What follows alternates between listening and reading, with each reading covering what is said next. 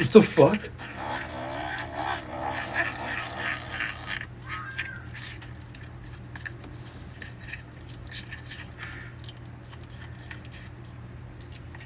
Really?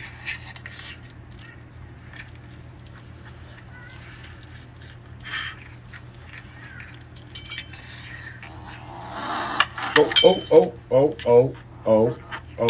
Claws, claws, claws, claws, claws, claws, claws, claws.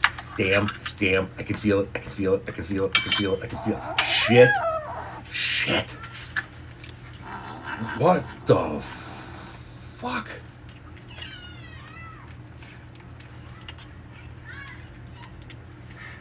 Ma'am, I think you need an old priest It's all and a gone? young priest. It's all gone. All gone. No doubt about it, an exorcism needs to be performed. Holy shit.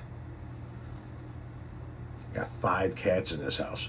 None of them, so far, thankfully, have shown any signs of possession on such a level. We have a solid black cat. I thought he was going to be evil. He's one of the softest cats we have, right? He's a total indoor cat too. He was leaning against the storm door one time in the front of the house, and there was some wind coming to the back screen door, and it caused the storm door to like bubble out, and he fell out onto the front porch. And the next thing I know, I'm in this office. Next thing I know, I hear all of the other 4 cats moaning at the front door, and I walk out and turn around, turn the corner in the living room, and Ozzy Osbourne, our black cat, is on the front porch, pawing at the glass to get back in. He hates being outside. He is softer than baby shit. Your black cat, on the other hand,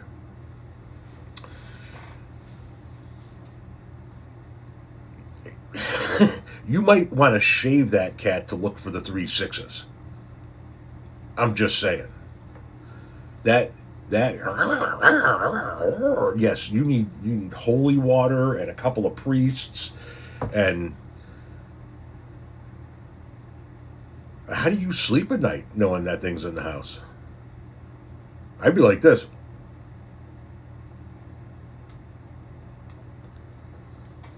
It's cute as hell, though.